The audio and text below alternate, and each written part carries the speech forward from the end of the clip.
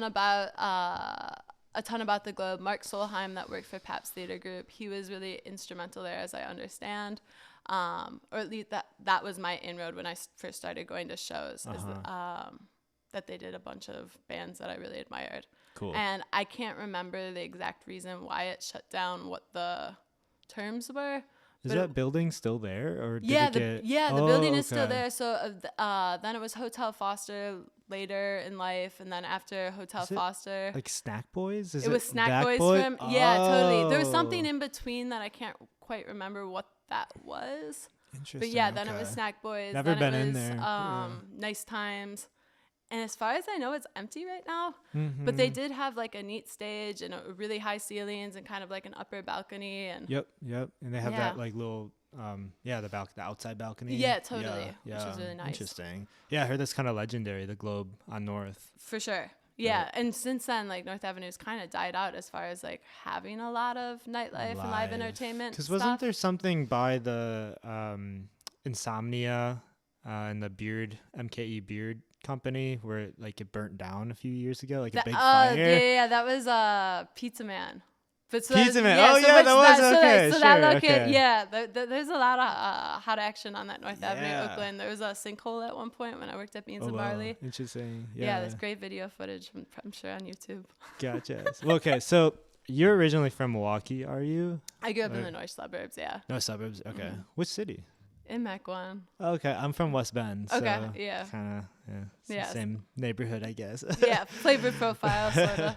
Gotcha. And then you moved to Milwaukee at some point. How did you get like your start in like the music scene / like when was it? I don't know. I'm kind of just going for like a broad overview. Totally. So my really cool cousin played the drums when I was in middle school, and then Peter Murphy, who's in Snag right now.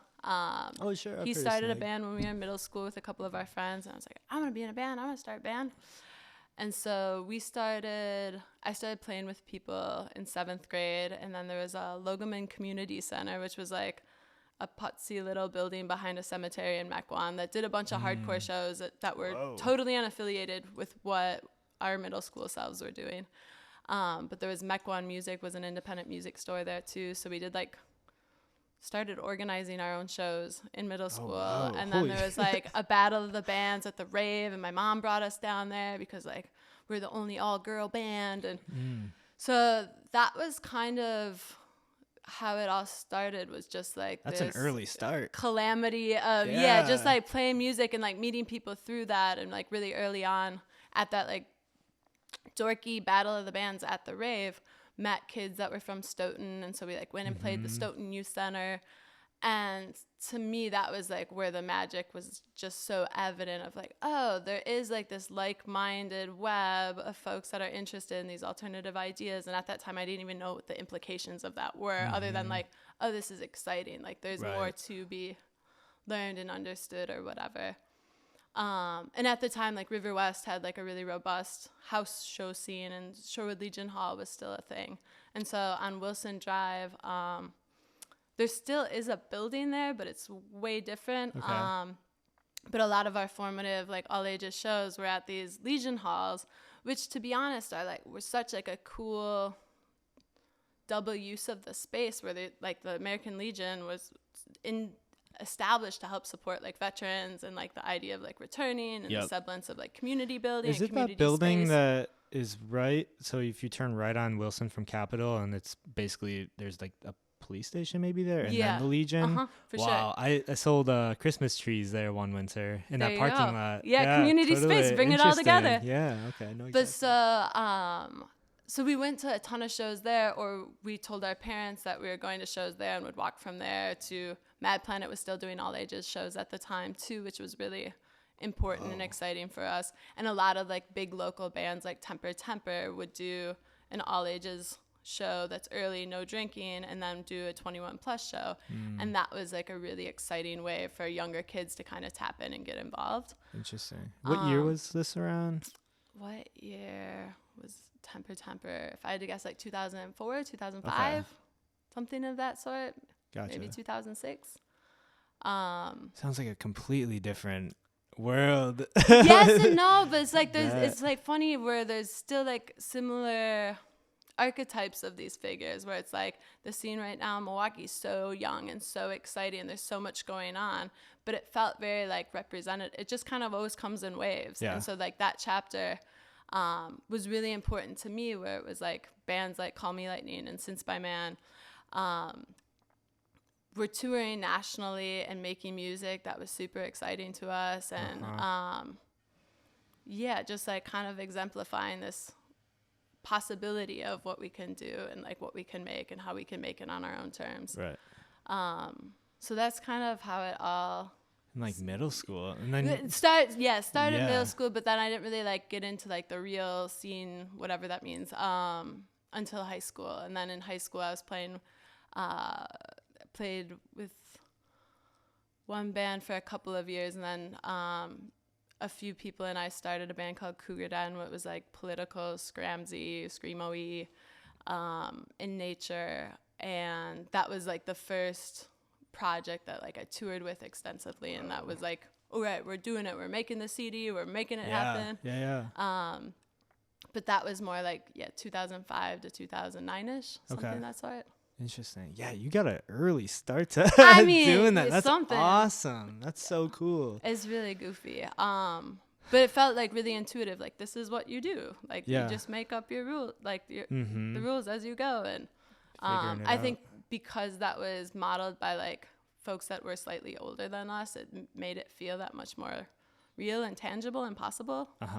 So was Cactus Club a venue during all of that when you were? Totally. Cactus was a venue during all that. We played, Kudan played there first time, I think, in 2006 or 2007. Maybe it was 2008. I can't remember. But they did do a handful of all ages shows, but it was a similar thing that before we got the code changed, you had to lock all the liquor up. You had to like lock all the cabinets. You had to take all the bar taps off, because God forbid the youth see any of this. Sure. And wow. it was like very misdirected energy, and there's no incentive for venues to do it, because most venues most small venues make their money off of bar sales, not the door, because the door should go to the artist. Mm-hmm. But if you're selling $2 sodas and there's 100 people, there's not a lot to chop up from that, right? But regardless, there was, I guess, more consideration at the time for it, because Cactus Club stopped doing all ages, Mad Plant stopped doing all ages. There was also, I was told by both of them that there was like concerns with liability from insurance companies that had been heightened during that time as well. So I do think it did really make it a difference and impact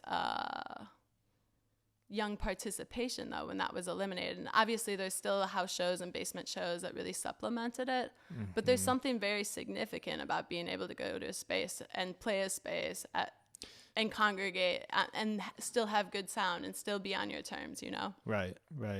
What are the big all ages venues in Milwaukee? Right now? Right now. Miramar. That doesn't do nearly enough, but I say that affectionately. I think the space is awesome. They just did a big remodel. I went for a open mic that Kay, who works at Cactus, performed at. That was super cool. Kia Rap Princess did a set at the end with a bunch of others. At Miramar? At Miramar. Oh, cool. It was really strange on a Sunday night, but really neat. But it's just the crossroads of UWM and Riverside High School, and the accessibility is right on the bus lines. It's, but so they're an option. Collectiva is an option. Cactus is an option.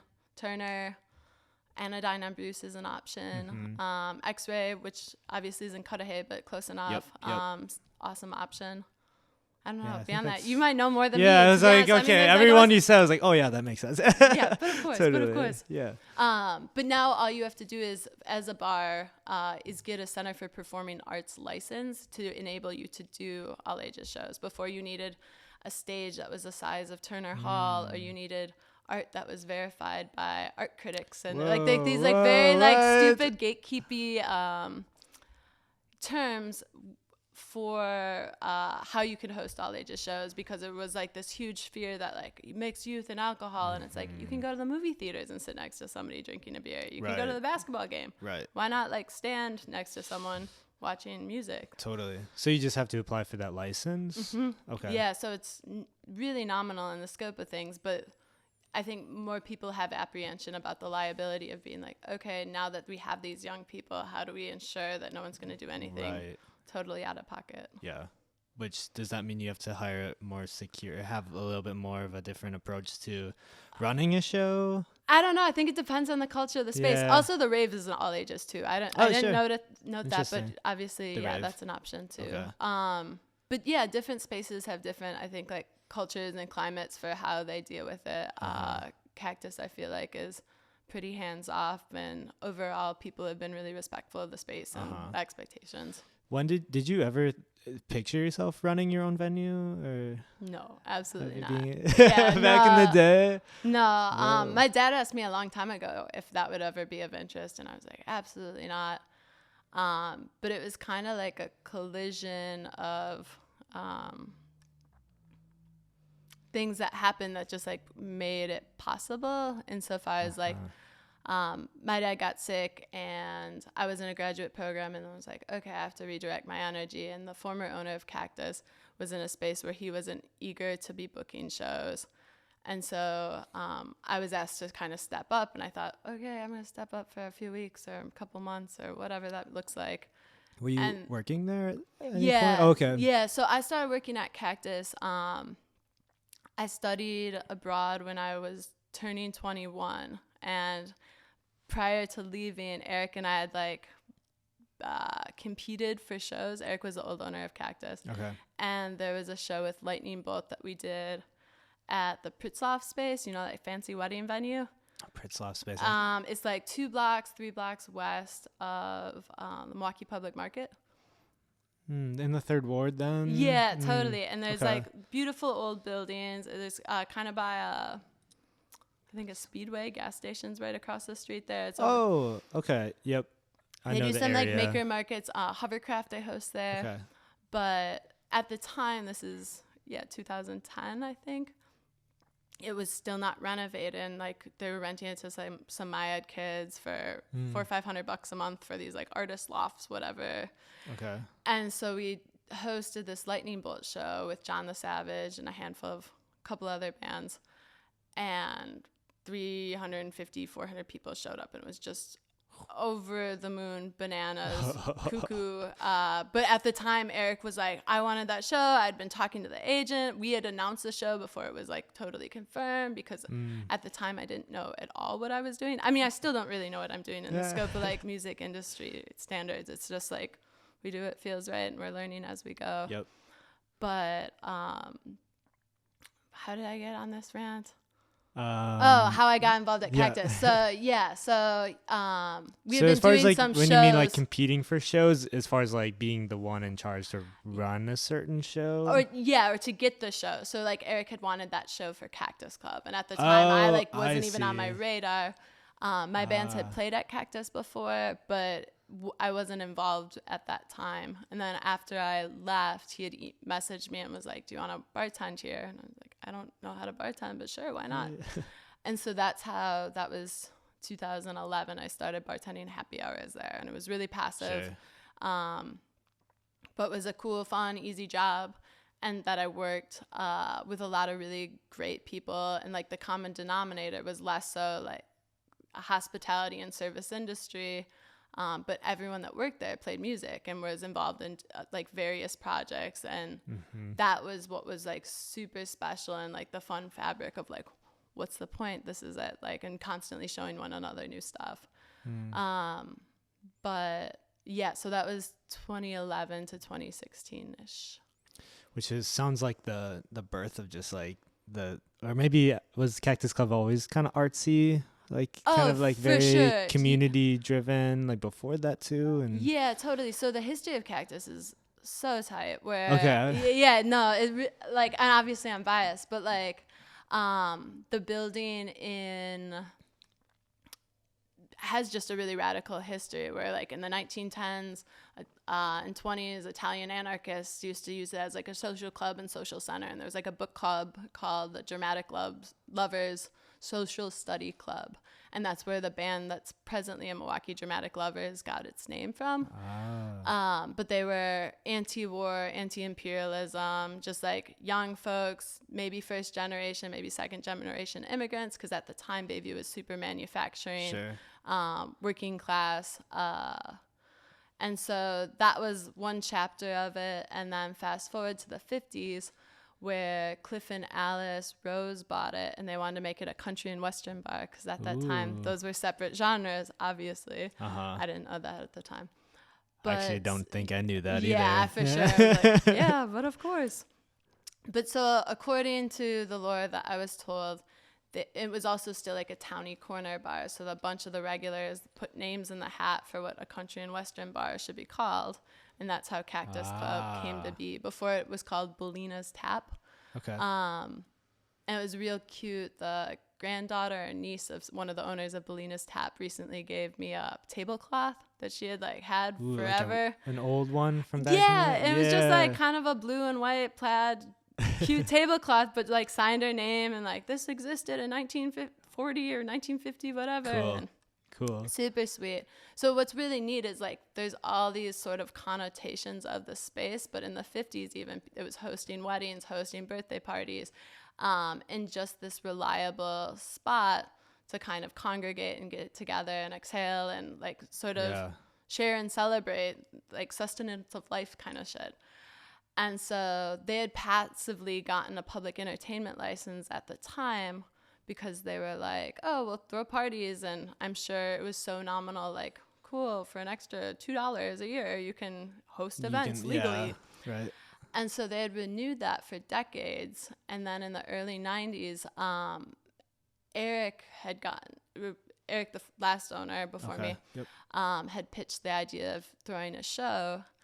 And they were like, I don't know about this, but sure, yeah. They had like crazy few years where like the owner before that had died in the back room on his 40th birthday, choking on a steak or a hamburger or some sort of nightcap dinner moment. Whoa. Yeah, super bananas. And like, with all due respect, super bananas. But yeah, so like his widow or his ex-wife, what you know what I'm trying to say. She had been running it, but she had 2 kids, and then her mother-in-law still lived upstairs. Sure.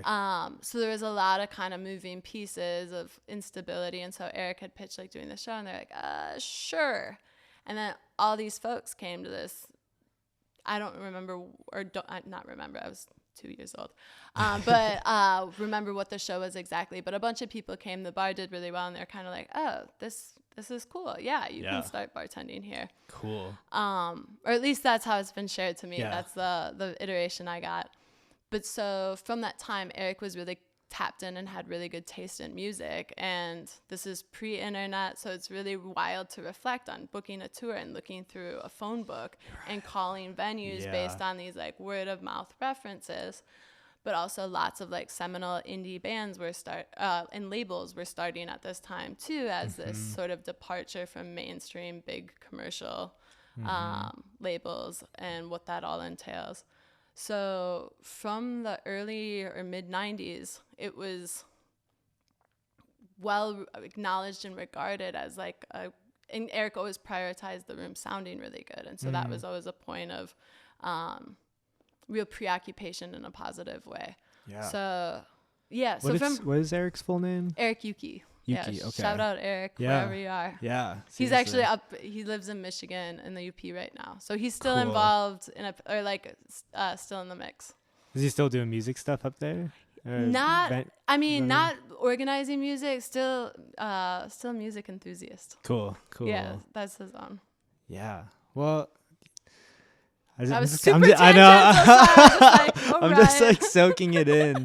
Same with I recently had John of the Violent Femmes on, and it was so great just like hearing him talk about the olden days of music booking and just going through the phone book and calling all of the venues one by one and just like pitching sending a cassette. Paper, yeah, totally. Yeah, Which yeah. is, that's, to be clear, well before my time.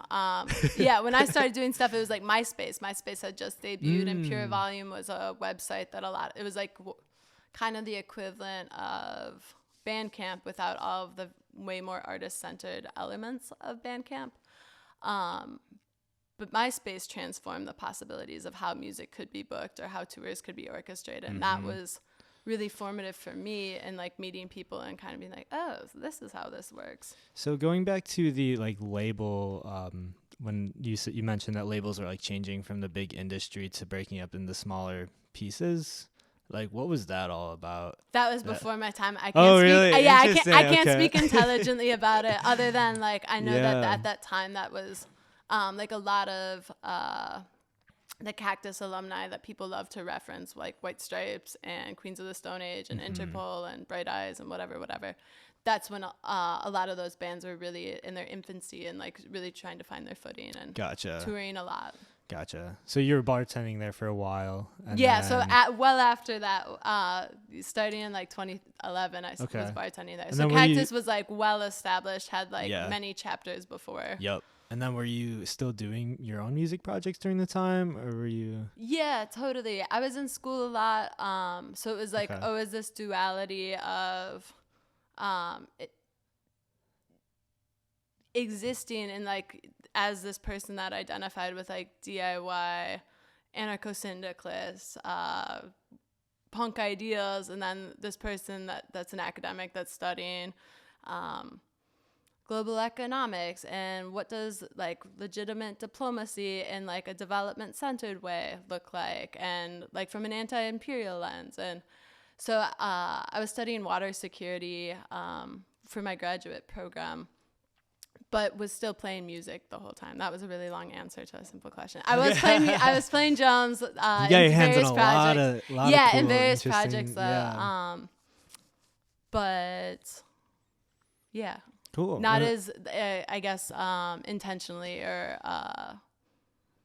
with it, not touring as much as I had. Okay, gotcha. Like, how far did you tour and everything? And like, were you kind of doing the dang thing? Sorta, Yeah. yeah. In our own, I mean, in the way that we knew how. So, Yeah. Justy, who plays in X Harlow and Blue Anxiety now, this person Bobby Reitman, who's on a WUWM show right now, and I met in high school, and our senior year we bought a little school bus that we painted baby blue. Oh, cool. And we were gonna convert the school bus to veggie oil because that was the right thing to do, and it was diesel. And so we like looked up videos on how to do that, but we couldn't afford like the right conversion kit, so we like made it ourselves. Where we put a garbage can inside another garbage can. We cut out the one garbage can's bottom and put screen on it, and then put a different screen on the top, and had a little nozzle on the bottom. And so we'd go to like Chinese restaurants on tour, and in the grease bins, just like bucket out and put it and filter it. So the bus always smelled just like grease. Yeah. But doing it that way, you could do the conversion kit of a 1-to-1 ratio of veggie oil to diesel. And we thought we were just the most brilliant. And a week and a half into the tour, we busted the fuel pump because we weren't filtering it quite enough. And so we were stuck in Utah for more days than you need to be stuck in Utah for. Yeah. But so, yeah, that was the project that I toured the most extensively with. Gotcha. Where it was just like 6 weeks here, 3 weeks there, 4 and so just like lots of running around DIY. Yeah. More house shows than not. Cool. That's so cool. It was Did you love that experience? Or Totally. Yeah. I mean, we were just, maniacs. And, Yeah. and for sure, like Definitely. lots of formative relationships that I like super hold dear, but taught me a ton, and definitely in some way got me stuck in, Yeah. Are there some people that you met along the way that you kind of know run their own venue somewhere else, like in another parallel in another city? Justy is probably the closest example, and they're running a DIY space in Brooklyn called Chaos Computer, and so it's very funny that we both have CCs. Oh, sure. But on Flyers, they've been writing Secret Location because they've had some issues with fire and police folks. Yeah. So yeah. But it's very neat. I haven't been out to visit quite yet, but I hope to this summer. Mm-hmm. What's your perspective on like, or do you have any advice as far as like the correct way to run a DIY venue? Whoa, big question. The correct way. Or maybe just like some actually, just some small stuff. I think being we talked about this a little bit before, but the importance of financial transparency. I think I did want to touch on that too. That's the zone that for sure, like regardless of if it's art in a visual sense or performing arts sense, this is another project that I was involved in that time when I was first getting started at Cactus is we had a gallery, my old roommate Sean Heiser, who's a painter, and I called Jackpot Gallery right across the street from what was Fuel, and that was the Daily Bird. Sure, yeah. And so we ran that as an art space in the storefront, and then a basement venue in the basement that was called the Eagle's Nest. And so is it the one right on that corner? It's not on the corner where Truly Spoken is. It's right across the street from Daily Bird. So it has like the big windows. It's really beautiful, like molding.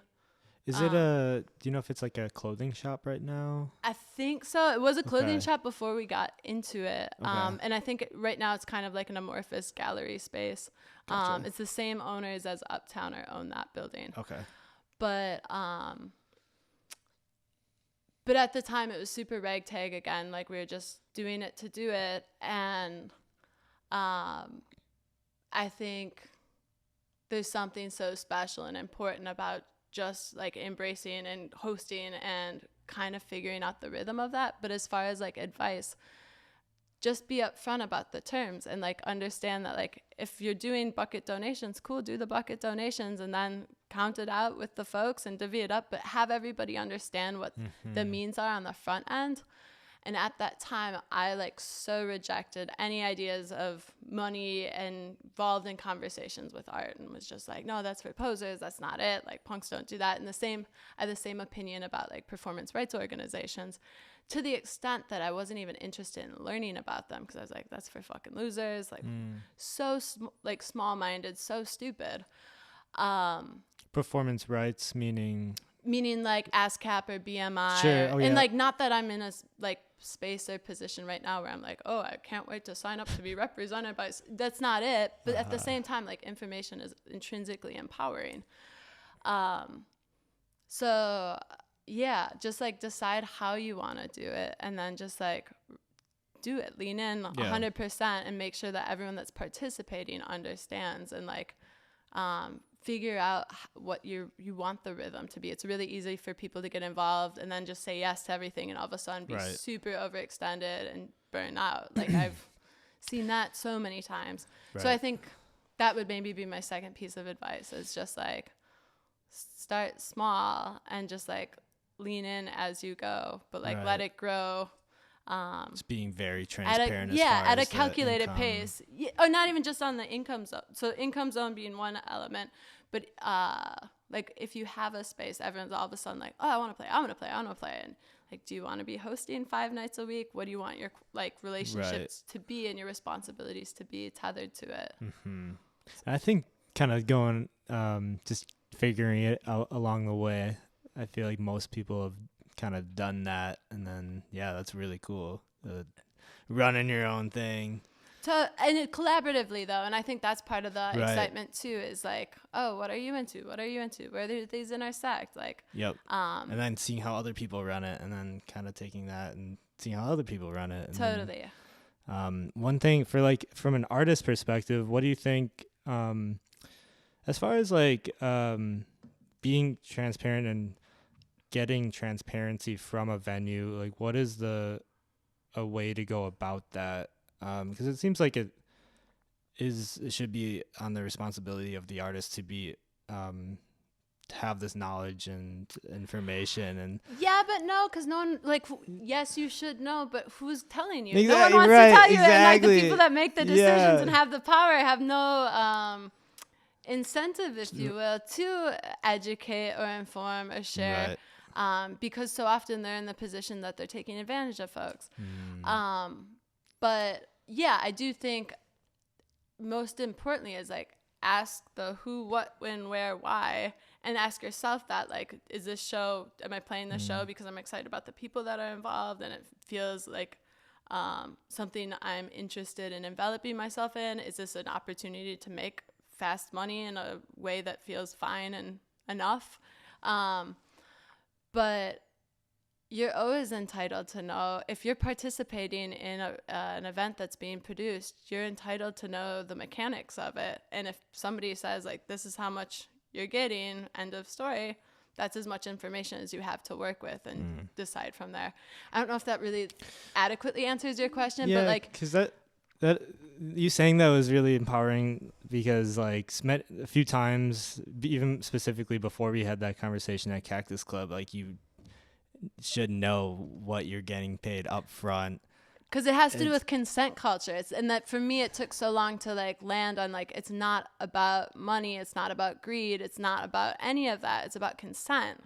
And like when you think of it in that way, it's like so transformative of like, wait, why and how do I want to be participating in this? And I see. Sorry, I didn't mean to cut you off. Oh, no. But I think it's really exciting, like what it opens up. Because I think so often we just run through the motions. We're like, oh, it's a show. If we got asked, we should play, right? Why not? Sure. Right. What else are we going to do? Which I think is a fine, good attitude. I'm not knocking that. But I do think it warrants like what motivates us to do what we're doing and why. Mm-hmm. Yeah, I think for a lot of people's cases, as far as just starting a band, in my experience and just all my friends starting bands and kind of being in the early stages of that, like you said, you aren't really told or educated on how it all works. So you're kind of left to yourself to figure it out, and then talking to each other, the other bands. And I don't know where I was going with that, but basically were you going to say something?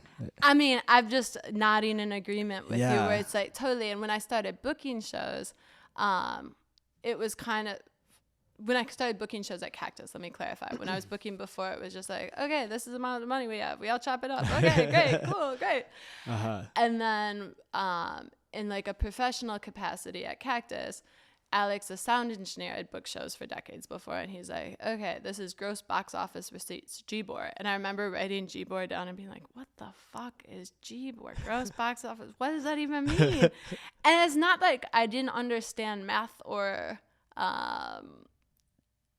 how things can work, but just never like kind of applied that way of thinking to this. What is Gboard? Gross box office receipts. Oh, so it literally means that like, how much money is made, like the ticket price times the number of attendees, and that's the amount of money that is grossed. And then from there, you're subtracting the expenses of sound engineering, door person. At some venues you have stagehands, and like in those cases I'm like, all right, they better be carrying your gear because you're paying for it. Or hospitality, where it's like, if there's $300 in hospitality, what did you get for $300? Because that's part of the contract that you're agreeing to, or your agent's agreeing to, or whatever. And then a lot of times people just kind of gloss through that and are like, okay, whatever, it was a great show. But at the same time, it's like, well, where's the receipt? If you only got pizza, that's not $300. Like, or if you only got a case of Pabst, that's not Where's $100. The remainder of that going? Totally. And then it was interesting too, even learning how some people distinguish marketing from advertising. I thought, marketing was advertising, but like the kid typing in the Facebook event and creating that could also be considered marketing. Or the person making the social media post is like part of marketing. Which I'm not belittling that. Like, it does take skills and it does take time. Then what's advertising? Advertising's like you paid for a flyer. Or like that's like or you paid for a design for the flyer. Or you paid for the Facebook or Instagram ad of the flyer. So like those kinds of elements to it. Yeah, exactly. Like it's like it's so fucking boring. It's so stupid and so My boring. degree was in marketing. Wait, am I allowed to swear? I guess. Yeah, you can swear. Okay, Oh yes. Oh yeah. Like a foul mouth over here. But but yeah, like what does any of this mean? Except for in like as it scales, it obviously is that much more consequential. If you're talking about 100 or 200 cap room, and it's like, oh, there's $50 here, there's $50, whatever. But the way all this works is you just keep adding zeros as you scale, and then that's where it's like, wait a minute, why is this person getting this much, or why is the club getting this much? And obviously, I believe in paying sound engineers. I believe in paying people that are participating, but at the same time, it's easy to incorporate and build in these elements where it's like, did you really get that though? Or is that what that's worth? Or is this why I'm playing here to get this is why it's worth? So having like I don't even know, in like that sense, do most venues have like an accountant or like a financial person, or is it just you? Sure. No. So I'm not like most venues though. That's the thing. Like I'm not necessarily like the good point of reference for it. But yes, like most venues have in-house accountants. I've learned a lot through our relationship with Sleeping Village, which is the venue in Chicago that sometimes does SV Presents at Cactus. And so that came to be during like deep pandemic. This organization formed, the National Independent Venue Association, NIVA, who were the biggest advocates for the Save Our Stages campaign. And so this was this association comprised of all independently owned venues, and they passed the largest arts bill in American history, which was the Shuttered Venue Operators Grant. And so this organization formed, and during this time, all these people are connecting that never had a reason necessarily to talk to each other. And through that, all of these really powerful conversations are coming to light about better practices and how do you do, because most people that are in the industry that are independent owners kind of just like went through the motions of their own experience and are doing it to the best that they know how, but there's never this like sort of skill sharing or exchange, and like especially across different parts of the country where it's like, oh, I hosted that band, oh, what was your experience, or how did you know, it was like very neat. And I didn't have any of these relationships really. Like I knew artists, I didn't know people, I didn't know booking agents, I didn't know other venue owners. But Kaya LaValle, who was doing all of the programming at Sleeping Village, she was deeply involved in NIVA because she's an organizer by nature, and was like, okay, let's pull something of value out of this. And so she organized a webinar, panel discussion or something on like left field merchandise. And at the time, Cactus was doing all sorts of Looney Tune merch ideas just to try and stay afloat. And so like the back of the live room of Cactus was like a Santa's elf like workshop of like screen printing and like assembling all these cuckoo. But so she had like seen us hustling online and was like, do you want to be a part of this? And I was like, oh wow, cool, yeah, for sure. I mean, we just are kind of, and the webinar happens, and one of the people from 930 Club, because we were talking about how we converted the apartment above the club and put it on Airbnb, and originally it was supposed to be for artists, but we put the bunk beds in the week before the pandemic, and so it's like no one had even used it at that point. Like it's so was that still the green room before that? It was only the green room since 2016. So we had a band, Black Mountain, who was like a really important band to me at that time, slated to play the club, and they were like, green room this, and like a rider, and at that time I didn't even know what a fucking rider. I was like, what, rider, what? Yeah. And I was like, we need a green room for them. They said they need a green room. Like, we gotta figure this out.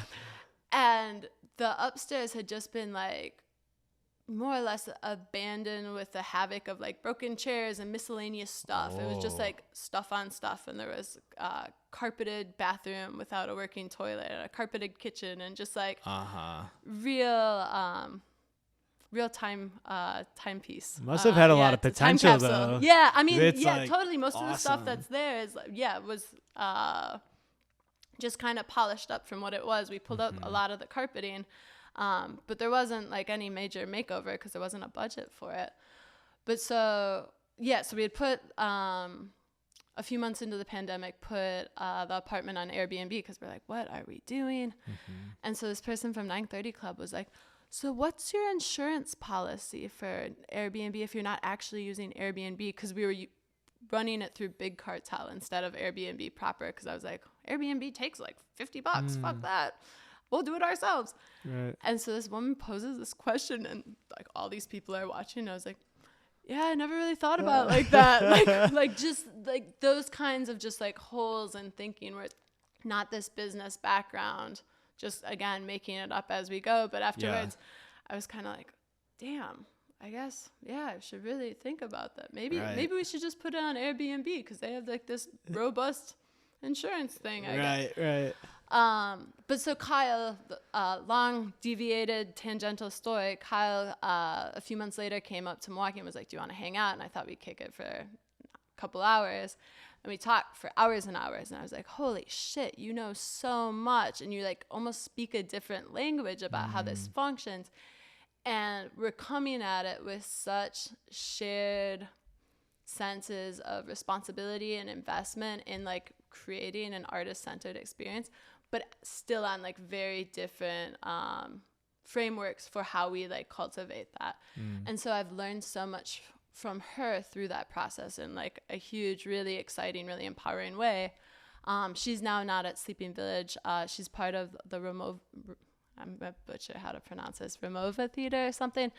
But it's a historic theater in Chicago that they're doing this massive renovation to. It's going to be, I think, 1,700 cap. Whoa. And then there's going to be a 200 cap room. But she's going to be the director of programming for that. But yeah, so relationships like that have really sort of like illuminated all of these other pieces of like, oh, this is how production works. And this is how we define what this means. Because in a way, I was always like, okay, sound engineer gets paid, door person gets paid, la-di-da, go on. And for some shows that makes sense, but for other shows we're like, no, we are hiring someone to design a poster. That person deserves to get paid. Like, oh, there is this person who's going to go put posters up. And if it's not the artists themselves, like, I guess, yeah, what's appropriate compensation for this person that's running around town? And like rethinking it, because for so many of us, we straddle our identities between this like personal and like artistic creative practice and then like this professional, like what does this world look like or mean? And we do want like to pay living wages and fair wage. So like where does that exist? And I think for the scale of Cactus, it's a needle that moves with every show and event depending on who's organizing, you know? Yeah, Cactus is really quite that like middle ground. It can be whatever you need it to be kind of space. A blessing and a curse. Yeah, totally. Yeah. Where it's really amorphous in that way. Yeah. For sure. I've always loved Cactus too, because it's like if there's 20 people in the crowd, it feels full and cozy still. Even compared, well, and then obviously the alternative, whatever that is. Yeah. So Neva definitely that's nationwide. Yeah, totally. Wow. Yeah, so it's really cool. Kind of a blessing in disguise as far as COVID. Silver lining for sure. Creating unequivocally that. Silver lining, and like now we pay dues. I think Cactus pays like $50 a month or $40 a month. And there's these regional chapters that exist, and there's a national conference. Last year it was in Cleveland. I'd never been to Cleveland before. And each part of the day like kind of took place in different venues, or each day was at different venues. So it was really neat to see the behind the scenes of these different spots. And then there was after parties every night at other venues. Sure. And so we were able to really get like a grasp of like, oh, that's like this flavor, and oh, that's this flavor, and like what this looks like. And this year it's in DC. Okay. So it's cool. I felt like oh, what venue do you run? Where are you from? Yeah, and just like, what are you about? What do you like to? And then you could tell like who worked for ticketing companies, because they're total douchebags and they're like just trying to kind of pawn, because that's the biggest racket in the whole market as far as I'm concerned. I could go off and tee off about Live Nation and Ticketmaster, but everyone already knows that. But even at a smaller scale, it's like, what ticketing fees are justifiable? And you make these contracts with agencies. This is super unpopular for lots of venue people and in an interesting way, but you make these contracts with agencies of like, this is based on the gross box office receipts, our favorite G-bar, right? We're back to it. But if there's all these side ticketing fees that aren't being accounted for in your contract, because the contract doesn't have any of the ticketing fees, and you're not even necessarily consenting to the ticketing fees, what is that? Like, why is that not being addressed? And especially, again, at this tier where it's a $20 ticket, if there's $7 in fees, like, It's like, where are those fees yeah, going? The fuck is that? Right. And depending on how big the venue is, like, okay, you can have a facility fee at Pfizer Forum, sure. And I understand, like, people have different perspectives and arguments about scaling it, but fundamentally, I think it should be part of the contract on the front end. Because if you're playing, again, Cactus, and we agree to a $12 ticket, and after all the fees, it's $25, Right.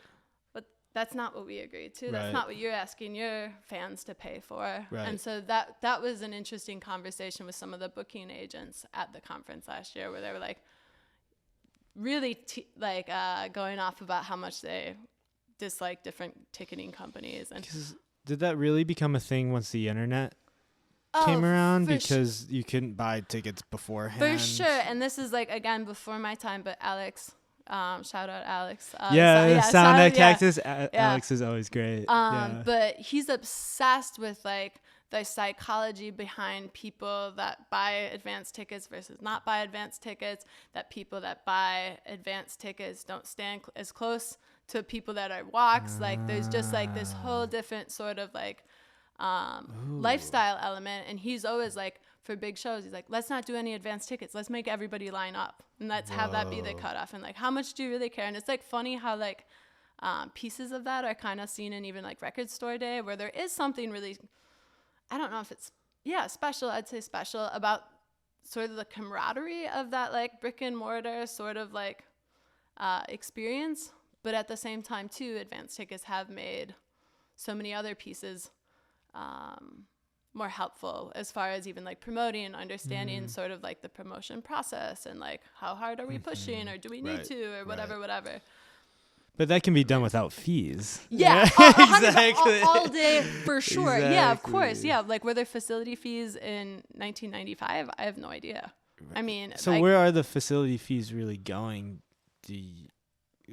There's different venues have different ways of chopping it up.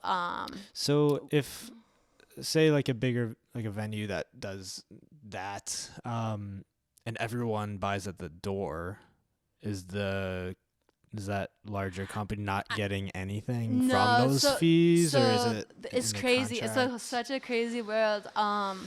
Where before I bought Cactus, I went to Detroit and went to L Club in Detroit, which is a really neat space, and was kind of, like, looking around, and the guy kind of was like, what are you looking so closely at? And I was like, oh, I work at this place, Cactus Club, and I'm just, like, looking at how venues are laid out, and it's really neat what you guys do.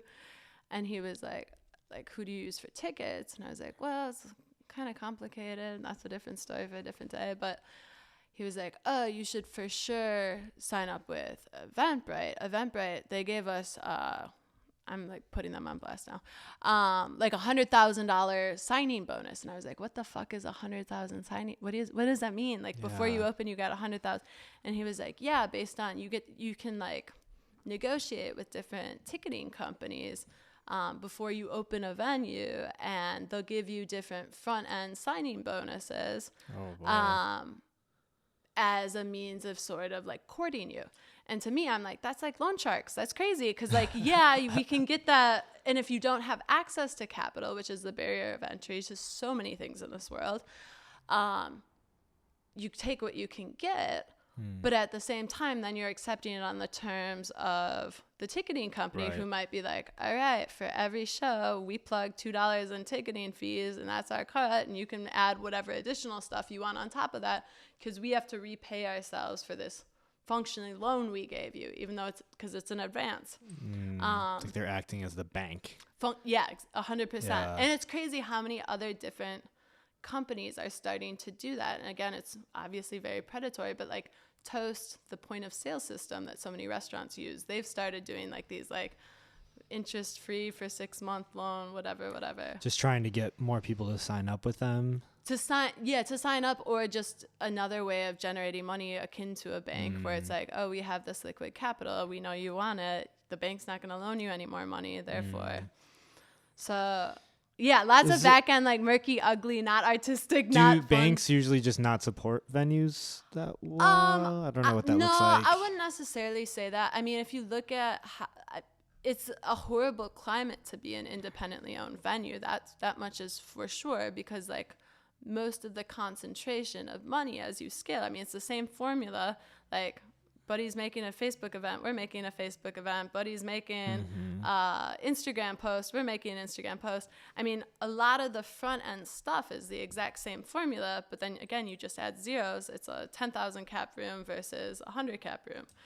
And obviously the day of production requires quite a bit more, but as far as like the promoting and front end component of what we're talking about.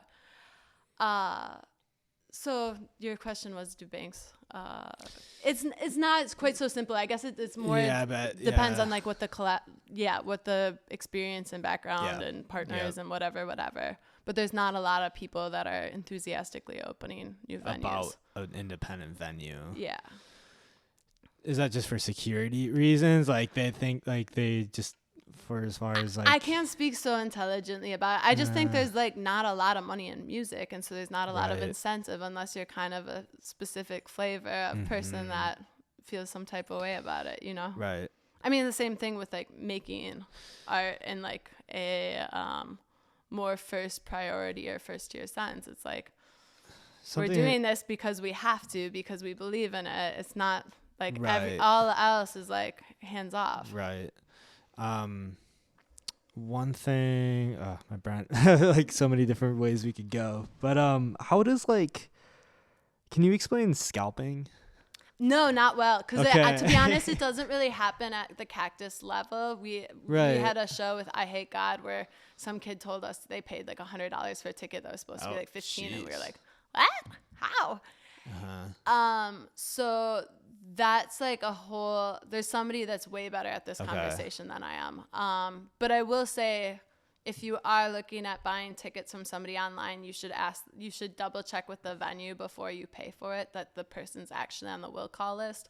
It's really crazy how many Facebook, Instagram, whatever, people will comment like, got 2 tickets for tonight. And then I look at I look at the event and I was like, no tickets have sold for tonight. So you for sure don't. Like, you're right. That ain't it. Bots or fake people. Totally. Recently promoted the Diet Light show we had at the back room, and on Facebook, like there was 8 random people, like 4 tickets, 2 tickets here trying to sell, just like very like they look believable if you're not really paying attention. Totally. And for somebody that's like last minute, like, oh shit, yeah, I mean, I guess I might as well try. Right. But yeah, it's just really icky and predatory. Yeah. Interesting. Do you want to talk more about like the new Frank Productions venue coming in? Yeah, let's talk about it. Let's, because I have a lot of questions, I feel like. Yeah, that's good. I have maybe some bullshit answers, but I'm like, let's riff it out, and I'll be as forthright as I know how. Yeah, and I haven't been keeping like a whole lot of attention. I mean, I saw the video you made about it when I was all going through, so it did go through. The status right now, as I understand it, is they have not broken ground yet.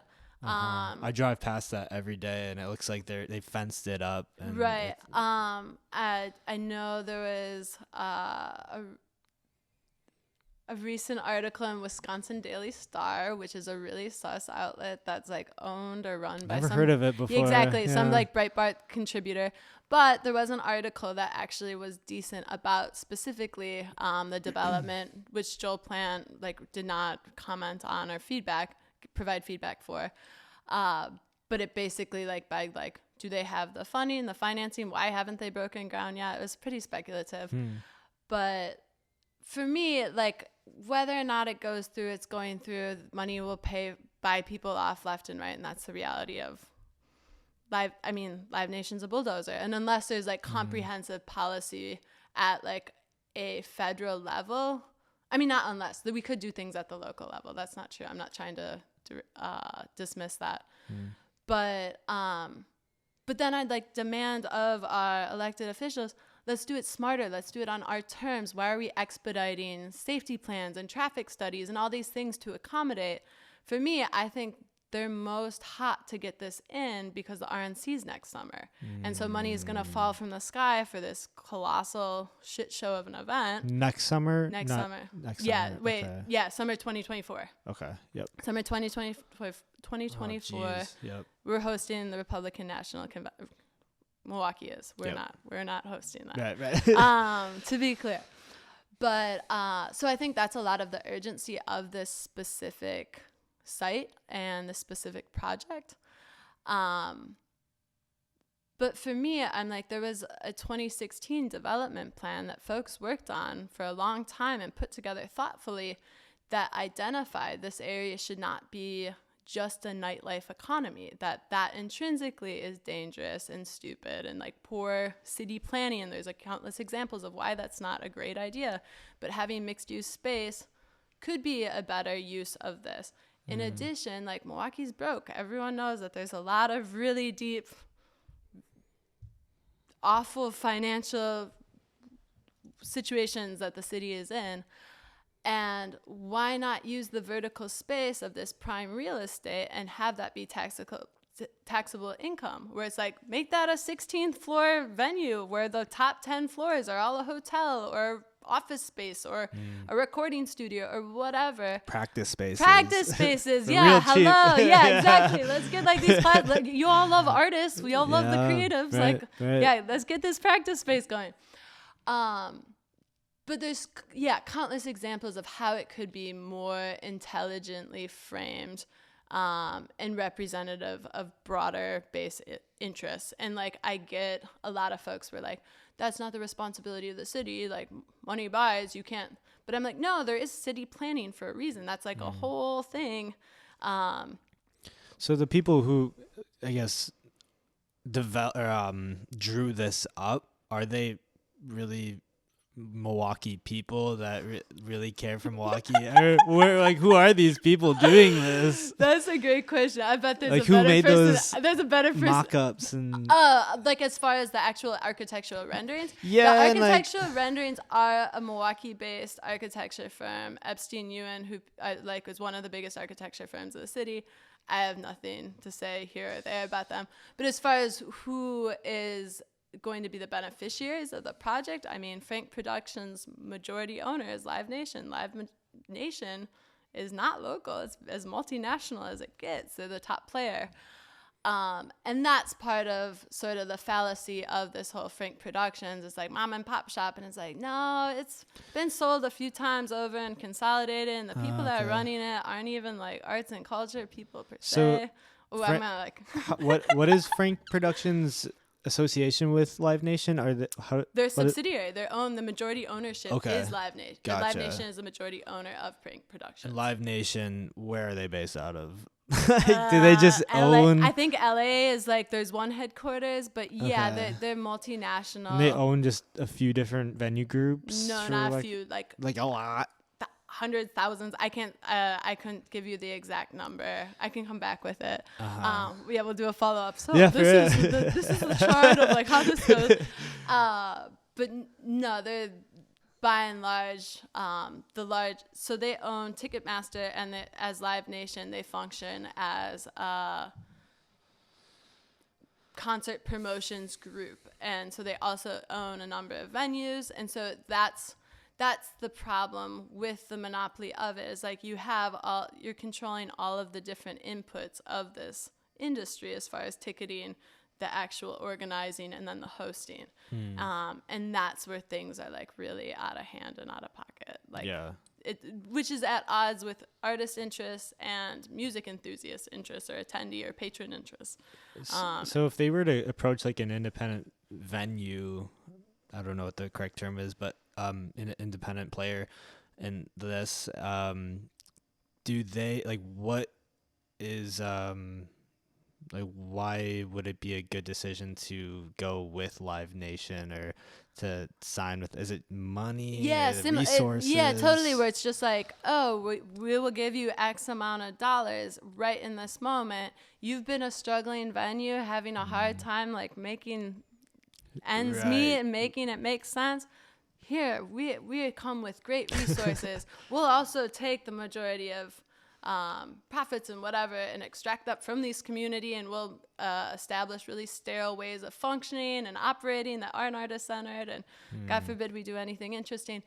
But so that's part of it. It's like the relief of being, I mean, it's so sad that High Noon Saloon was run by this woman who I've only heard amazing things about for decades, a couple decades, whatever it is. And she sold to Frank Productions thinking that this is like, okay, it's like a small local whatever. And then Frank Productions got bought up by FPC Live. So I guess technically FPC Live is the one that's Live Nation majority, but it's all entangled. It's all a web of bullshit. And I can't imagine like running a venue that like invested that much in your time and space, and then all of a sudden they're rewriting all these like practices and not books, but like practices and policies that you held really dear and thought were really important to distinguish and define the idea of what you're doing. And they're like, okay, this is more cost effective. This is more cost efficient. This is what we care about. This is what. So that's a lot of the gripe, I think. How should the artists feel about like... I mean, I wish Lizzo wasn't doing a Live Nation tour. That part, I'm like, you have enough. Is it promoted as a Live Nation tour? It's not even promoted. It is. And they only play Live Nation venues. And that's part of the problem, too, is like, so once you have that control, you can skip over entire cities and be like, fuck it. Nope, it's Live Nation. Live Nation. So do you think they came to Lizzo and were like, hey, we see you, bet your ass they came to Lizzo. And they were like, we can promise you this amount. And therefore...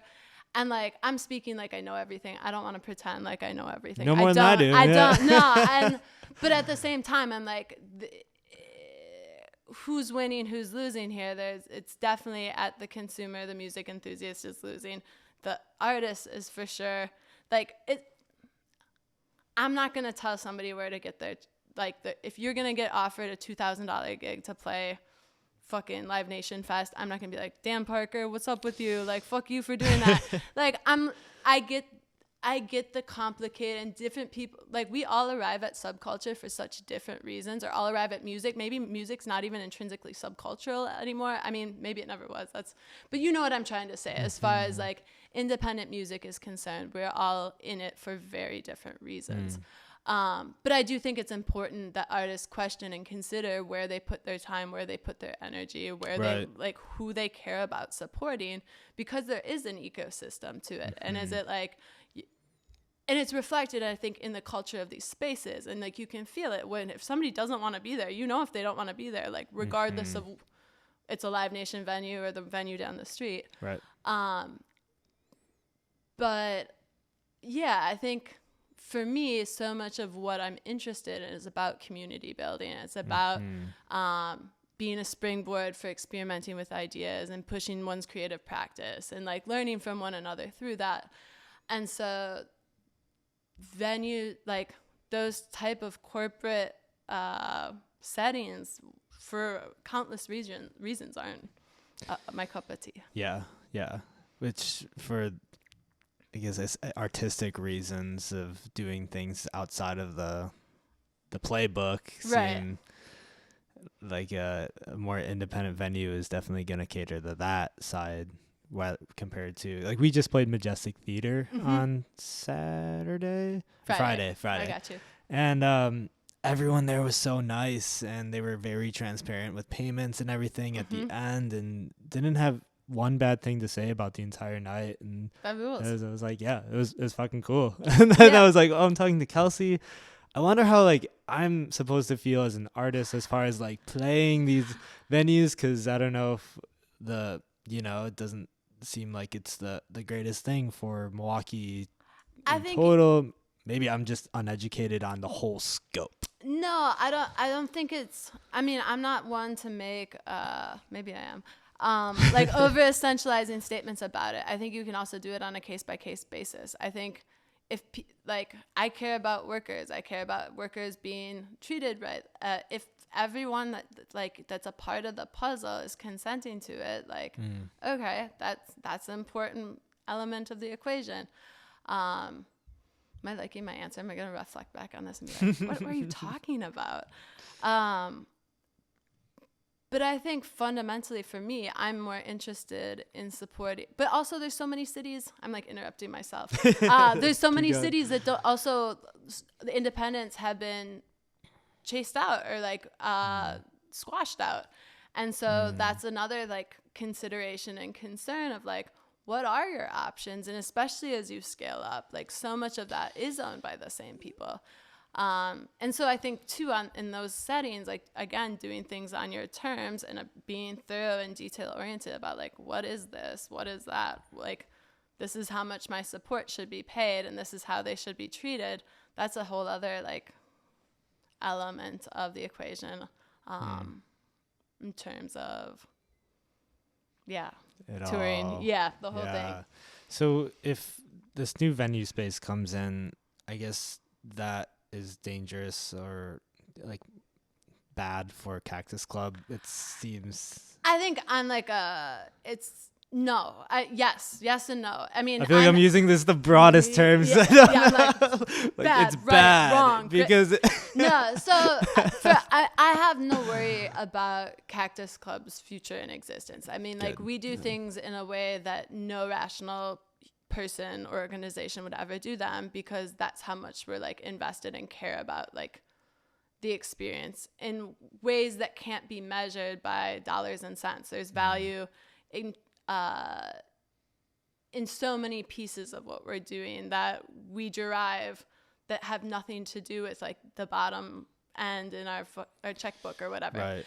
So, and in terms of scale, it's different. This venue, I think, I used to have this all in the back of my hand, but like I think it's 800 cap and 4,000 cap. And so who's at stake or like being threatened here is for sure Turner Hall, which is across the street. Like that's an important piece of it. And then like the Rave, who has rooms that directly compete with it. And lots of people have strong opinions about the Rave, but at the end of the day, it's again independently owned, and the building's history is crazy, and the building's crazy. And like for me, all day, every day, I'd rather have the Rave be this go-to spot relative to a sterile blank room that has the best acoustics known to man, that everyone loves to tout. Like new venues are frictionless and they're perfect, and it's just like, there's no history in them. Yeah, are they? Because to me, I'm like, histories matter, people matter, stories matter. Yeah. The number of folks who have sort of challenged me, because I want to do this accessibility initiative at Cactus where we get a ramp to the front door and we redo the bathrooms and expand the back room. Totally. Who are like, get another space, or it'd be easier to just level it and start new. And I'm like, nah, that's not how this works. Like I had this building inspector be like, we talked for like an hour and I was very animated and had all the things. And at the end he was like, all right, I got a plan. Get a can of paint, paint it. And I was like, huh? What are you talking about? He's like, no, when's the last time you saw a building this age renovated with accessibility as it doesn't happen. It's too expensive. And I was just like, oh, now you got me going. Now let me show you how this is going to go. Because like, light that fire. Like, tell me no, because we'll find all the ways. Right. And like, because no one else has done it, that's never been a motivation for me. I don't care. Like, so many of these codes and laws that we subscribe to were written by people that are dumber than us. So it's like, okay, let's update them. Let's like reflect on what the cultural needs are, and make them our own. Because if not now, then when? You know? Right. But that was a real tangent there. So no, I'm not worried about Cactus as far as that's, it's more on principle about what it like represents and symbolizes. And then the other thing too, the reality is like, if you look even in Nashville, it does scale in both directions. Is there a lot of incentive to running 100 or 200 cap room for Live Nation? Not necessarily, but at the same time, you can get artists and scale up with them. And that's part of what people have started to sort of recognize as having value in small rooms, not because they're income generators, but because booking agencies understand that like, oh, there's another room, a next size room bigger, but you've already established these relationships. Does that make sense, what I just said, or not really? So like, if say an artist has been doing shows with Live Nation and they're ready to upgrade to like another size, they're not going to book at a different venue, but they're going to stay. Yeah, it's already the same person or the same group that you're just kind of, we went from the 200 cap room to the 500 to the 1,000. Interesting. So from like an outsider's perspective, if you're just an entertainment goer in Milwaukee, do you think it will attract like different kind of acts that already aren't here, or is it just kind of like lots of people have lots of opinions about it, And I think there was somebody really championing, like, there's not enough Black and brown centered spaces that host music. And I'm like, you're absolutely right. No doubt about it. Look at who's running this venue. They're all a bunch of old white dudes. Like, why do you think they have your best interest at heart? Do I think there should be a Black and brown run venue that's more Central City? You bet your ass. I'd be like organizing for it. Like, I absolutely think that's imperative. And I think there's both things can be true. This project can suck and that need can be real, you know? And so that was one thing that like was really troubling to me, is it was like being, some folks were putting forth like, this is why we need this. And I'm like, why are you trusting these people with that? Does their programming at their other spaces really reflect a deep interest and commitment outside of maybe virtue signaling? I don't know. You be the judge of that. Yeah. Just putting that one out there. Yeah. Very interesting. So Cactus Club is going to be okay. Cactus is, yeah, we good. Yeah. Yeah, I don't know where to go next. Do you want to talk about the nonprofit? Yeah, let's talk about nonprofit. Okay. Yep. So nonprofit was, when I first bought Cactus, February 2020, a few things I was like, this is what we need to do was, I don't even know what the spot of total sensitivity to me was anytime somebody showed up in a mobility device, like a wheelchair, we were either getting our dinky door people to help lift them up the stairs, which is super dehumanizing, brought undue attention, nobody's comfortable, doesn't feel good, or going up our rickety, potholed, pockmarked driveway to get to a ramp that isn't code compliant, that then runs into the soundboard that, if depending on the size of the device, may not be able to make that turn. And it's so fucking ugly. And it's like, how can we be out here like championing, like, we want to be a space that feels good and welcoming and comfortable and safer and da-da-da-da. Yep. But if you want to pee and you have any real mobility concerns, sorry, you're out of luck. Like, that's so ugly. And yeah, the building codes have changed drastically in the decades. And yes, Cactus Club is irrationally 3 feet off the ground, as if we were in like New Orleans or something. Right. It makes no sense. But this is something that's been really important to me and the team. And so as we explored like what's possible, what does that look like, we got our first bid for a ramp to the front door, and it was like $40,000 for concrete and another $10,000 for railings. And I started laughing because I thought it was a joke. I thought like this guy was just like punking me. And I was like, yeah, for sure, $50,000 for a ramp. Like, whoa. And it was quite awkward quite quickly when he was like, yeah, no, this is the number. And since then, other folks have come forward and it's like, oh, it's $35K. And like, but even so, I was like, blah, blah, blah, that's how? Yeah. Like, I just don't, like, it's, and when I bought Cactus, I was like, $500 is a lot of money. And now I'm like, okay, everything costs $500. And I'm like, the sink breaks, it's $500. You know, it's just like my conception of that has shifted. But adding the zeros. Yeah, exactly. But nevertheless, talking about doing like a pretty substantive building change, because both of the bathrooms you've been there are dinky trash. Yeah. And so it would be eliminating those and putting an addition where the driveway is. And what I'm advocating for is one multi-stall, all-gender bathroom, which there's international building code. I'm learning all this shit about stuff I never cared about, but all of a sudden it's like opening these doors, and I'm like curious by nature. So I'm like, okay, what goes behind that door? Right. But so international building code in 2021 adopted that you could have multi-stall, all-gender bathrooms. Great, that makes sense. They're pervasive around the world. It's not a big deal. But obviously, it's garnered a lot of national attention, the idea of all gender bathrooms, gender neutral bathrooms, whatever. And the politicization, I'm butchering that, of it is really gross and crazy. The state of Wisconsin still has 2015 International Building Code. So we're 8 years behind the mark here. Whoa. Right? What are we waiting for? Because the state is so broken, because the legislature is crazy and no one can vote on anything effectively. It's so, but to think that that's that insidious, and it like runs into like those elements. Like, yeah, we can talk about hot button issues, but 8 like, years ago. yeah, but you're like, come on, let's get to 2021. Let's get this passed. Right.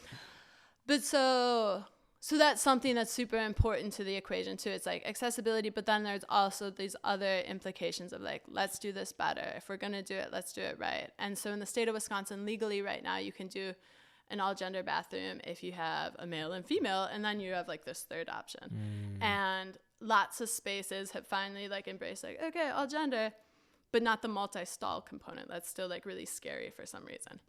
And so that's something that we're working on in motion. We were talking to a state senator about the project and the plan, and they were like, yeah, if you do floor to ceiling stalls, we might be able to consider this for multi-stall. And I was like, cool. That's what I first thought too, was the full door. But then in considering how we monitor the space, how the space functions, it's actually really dangerous. Like, we need at least like 1.5 feet under the stall door to monitor for overdoses, whether it's like drinking too much, intoxication, or opioid overdoses. Like, if there's 6 stalls, we're a small space, but like we can only do so much bathroom monitoring. And in general, like, how much bathroom monitoring do other places do? Like, right. But like in this environment that is,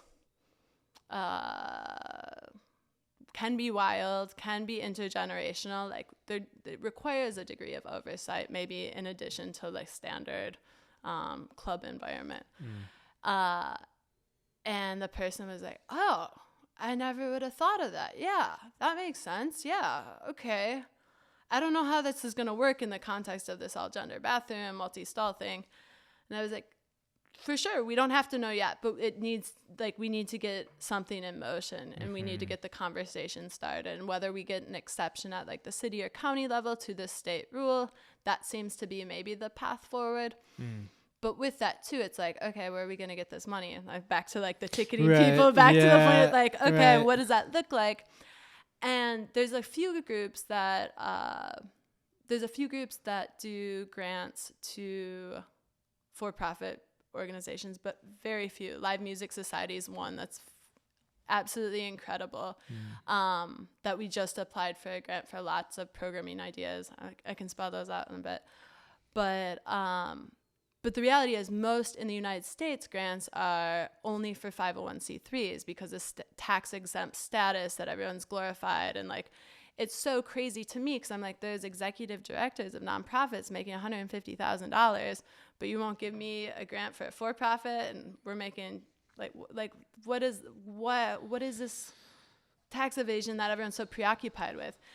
And I just went on a trip, and in Hungary, there's these small venues that are comparably sized, and they're getting money from the European Union and from all these like private foundations, even though they're still for-profit enterprises, but there's not the same preoccupation with nonprofit versus for-profit status. But regardless, I'm like, I can play the game. Let's play the game. Let's start a nonprofit. We can apply for the grants. Let's go through the motions. If that's the path forward, if that's what's the path of least resistance for this lane to get accessing the capital to do these other like bigger picture ideas, fuck it, let's go.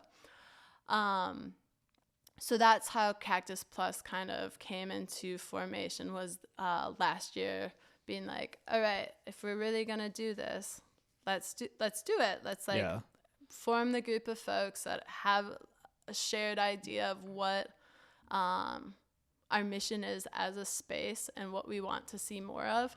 And like that includes like the youth internships that I'm like, how do we foster like mentorships? How do we like empower folks with information to make better decisions?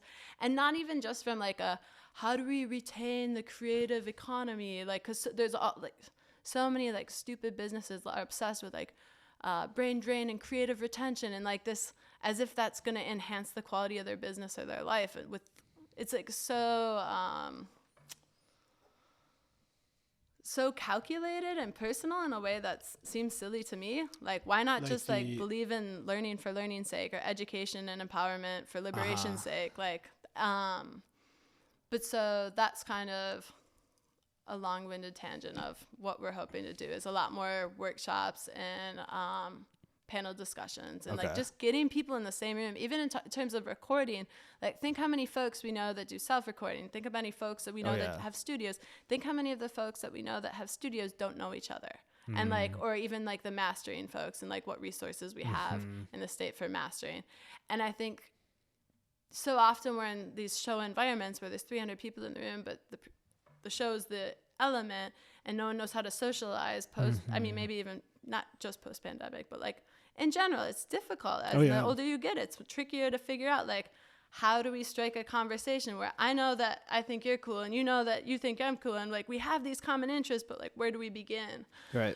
But so I think that's sometimes I've talked to this before with some people as far as like concert goers and lovers. It's hard to talk to people it's really hard during a show when there's a band playing. Yeah, totally, you know? and that's not the time to talk. Yeah, exactly. You don't care what you did last weekend. Like, shut up. Literally. Yeah. Yep. So, no, that's super, super real, and that's part of why I love the way that Cactus is like divided, where it's like, you want to talk about your plans, go to the other room. Yeah. But if somebody's playing like guitar just by themselves, maybe I it's love not the the time. the back room aspect. Of, like divide it out. Yep. Go where you need. So Cactus Plus. Cactus Plus. Okay. And so it's about a year old now. we started officially last fall, so not quite, about 6 months old. Wow. And we've got Sam Ergani on the board. I was gonna say I talked to Samer about briefly, really briefly. He's the best. Yeah. I'm really excited to have him in the mix. Yep. Aishel White, who does Ashari artist management and Moose Sample, which is an artist platform. She has a series called MKE Live Groove Edition. We're doing the first one since 2019 this Thursday. That would be real cute. But she's a wealth of information in terms of like the performance rights organizations. She was the first person that was like, what do you mean you've been in music for this many years and you don't know what I'm talking about? I was like, I don't have a clue. I don't even know. Like you might as well be speaking another language because I have no idea what you were talking about. And she was talking about these different income streams that you can have. And like, what's this person's name? Aishel White. You should have her on the show. Aishel White? Yeah, we'll get you connected. Yeah. She's just tremendous and super humble. And like, on first impression is like more quiet and perceptive and taking it all in. But then like once you start talking, you're like, how did you learn all? How do you know? And like she studied music administration, which I was like, I didn't even know that was a subject. Like what? But so Samer, Aishel, Kelly Todd, who's one of my best friends, who is a social worker by trade, does Cactus Book Club, worked with me at the River West Public House, and so is deeply invested in the idea of like cooperative organizing and just different frameworks for operations, and with lots of justice, social environmental justice infused into it. And then Scott Moriarty, I hope I didn't butcher that. That name does sound familiar. He's the owner of Music Ground, and he plays in bands, and he's awesome. And he's kind of like a funny big brother figure to me, where we connected initially over all ages music and all ages organizing, where I was like, I hate the code in Milwaukee. It's so stupid. It's so restrictive. And he was like, I want to support more all ages music. What do we do? Da, da, da, da. And that's kind of part of how the ball got rolling with Girls Rock Camp, as advocating for that change. But so he's also on the board and brings all sorts of enriching, rad perspectives, and has like business experience in like an official way, where I'm still like, cool. Here we go, making it up. Does that seem good? That seems good. Sounds good to me. Okay. Sure. And so it's been really a fun group of folks that are from such different worlds, but able to kind of like weave their ideas. And again, it's like all about where our interests are intersecting. And that's, I think, what's so special about Cactus. It's so many different genres and different mediums, but like the shared sort of umbrella of what are our creative practices? How do we forge community? How do we continue to learn from one another? Like, game on. Right. Exciting. So as far as like the next steps for y'all, what does it really look like? Do you meet like once a week kind of thing? Once a month. No, once a week would be cuckoo. Okay. Yeah, once a month, once a week. Once a month even feels sometimes like, whoa, what did we get done? Okay.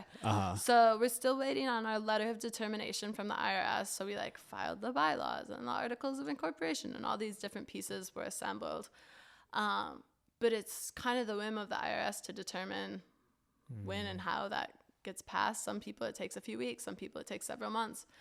But so that's the next like official piece. But in the interim, we have Girls Rock Camp as our fiscal sponsor. So we're able to apply for these various grants right now, for some of the various grants. So that's been really exciting. It's like figuring out again, like I don't have grant writing experience, but we're like, well, this is what we care about. Do you care about it too? And like, we have no shortage of ideas of like what we're trying to get funded. Part of what is that series that I mentioned to you, Ground Level, that Ellie Engel and I are going to do together, which I think we're going to wait till the fall on. We're hoping that we get this grant so it like helps pull it together a little more instead of just super shoestring scrappy. But with that, like talking about artist assets and like what makes for solid artist assets and like what's a performance contract and how do you read that and how do you understand that and like I know a lot of people that would find a lot of value. Totally. And it's like not even just like a young versus old thing. I mean, there's folks that have been doing it forever that's just like, oh, I didn't ever think about it that way. Right. And again, there's like people that are way, way more knowledgeable than me. But at the same time, I'm like, let's get us all in the room. And like, what do you like? What do you need to know? What haven't you thought of before? Performance rights organizations are another one. Grant writing's another one. Like what are residencies? Like so many visual artists in my life like gravitate or have these residency opportunities. Are there also music residency opportunities? What could or should that look like? What other grants are there? And like funding streams to support folks that just like want to have a creative practice and like without being tethered to the idea of playing shows or putting out merch and stuff like that. There has to be other inroads to support what is vibrant culture, you know? Right. So as far as my knowledge, I mean, I guess that person you mentioned before who knows a lot in Ishell. Ishell? Yeah, it's like Michelle, but with an I. Ishell. Okay, cool. I need to talk to her about a little that more into depth. But as far as my knowledge, it's like BMI or ASCAP. And then there's also CSAC too, which is another one. And then allegedly 2 more new ones formed during the pandemic, whose names I don't know. Okay. But as an artist, can you only be under one? Or correct. Okay. Yeah. So you like basically sign as I'm gonna start talking like I know. I don't know. You sign and like that's your like affiliation, and then they're the responsible party for like collecting these different pieces of it. As I understand, but like I said, I still have the one. I'm under BMI, and it's been working so far. You know, it seems like it's been going well. I feel like that's her organization of choice, but I can't remember. Yeah, cool. Cactus Plus. I'm like trying to dissect it. So like renovations for Cactus, other than the new bathroom and the ramp. You mentioned extending the back room. Yeah, totally. Is that more for the bathroom, or is that for for like the actual like live space, just to have more comfortable environment. We talked about the idea of having like maybe a sunken pit, so that for better sight lines for folks again of different abilities, but also there's something like really fun, and it doesn't have to be like a huge big stage to have a sunken pit, but just having 2 stairs down to give this like sort of stratified viewing, I think is cool. Yeah. So like the pit would be right in front more? Yeah, I'm kind of making it up as I go though. We're like, we don't have renderings yet. We're talking with a few different architecture firms, trying to figure out what is ideal and like dream super big. And then like, okay, we can always scale it back. But like, again, we don't know what our budget is at all either. Right. So it's just kind of this like, what comes first? How do we do this? But for sure making it up as we go. But also a sprinkler system is also necessary. Sure. So if you had a venue that was, say, 250 cap, 10 years ago, it wasn't or 15 years ago, it wasn't a requirement to have a sprinkler system. Since then, they've updated fire code and policy, so you can't have a space that's over 100 cap without a sprinkler system. Oh, wow. So that's another like new Okay. thing that we're learning Yeah. about. It's 6-inch like one water door main. opens Yeah. up like Yeah. 3 doors. Yeah, totally. Like, oh, sure, of course, let's get that sprinkler. Right. Oh, HVAC, yeah, let's go. Would like a GoFundMe help, or would that be completely out of the question? Or To be honest, I don't think there's anything that's out of the question. Like, my personality type is really bad at asking for like help or questions or stuff like that. And fortunately, I have people that are way smarter in my life that are able to connect the dots. Where like when COVID-19 first hit and we shut down, I was like, we're gonna be closed for 2 or 3 weeks, and Right. Anika and Tasha were like, all right, we're doing a GoFundMe, and like I was like, oh no, and was such a game changer. I mean, actually, literally like a life jacket where we would have drowned otherwise because there was no way to anticipate. And the community generosity was huge. And then even we have a Patreon account, and when my old roommate Tasha, and collaborator and best friend, who's this brilliant filmmaker, who's responsible for starting the moving image series that we do at Cactus. Yep. So she had pitched Patreon, and I was like, no, that's like some whack bullshit that people try and like, oh, dangle a carrot, like here's, which, no offense if you have a Patreon. 0 subscribers, but I have one. There you go. Okay, there you go. So I was just like, I was so I'm like, Patreon. I have one, but you could be the first one. Yeah. But so was such a hater, and she was just like, worst case scenario, no one fucking signs up. Who cares? But at the same time, for folks that don't live close by, or folks that don't want another stupid t-shirt, let's give them an option of a way who believe in what we're doing to support. And like, we had talked about originally having some of our digital programming, because we were super active with all sorts of bullshit while we were closed, as being exclusive to Patreon supporters. And then as quickly as we thought about that, we're like, that's antithetical to everything we believe in. We want it to be available. Like, that's the point.